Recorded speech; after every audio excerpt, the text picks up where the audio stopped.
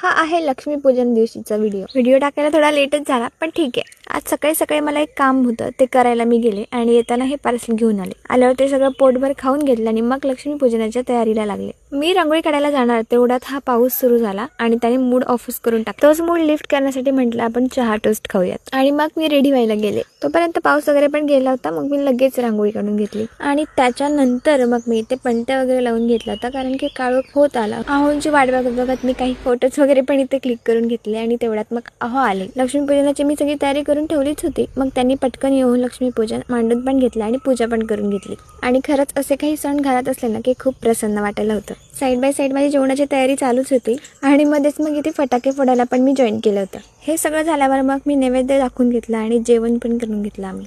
So अशा प्रकारे लक्ष्मीपूजनाचा हा दिवस माझा खूपच छान गेला. तुमची दिवाळी कशी गेली हे कमेंटमध्ये नक्की सांगा. आता आपण भेटू नेक्स्ट व्हिडिओमध्ये. तोपर्यंत बाय.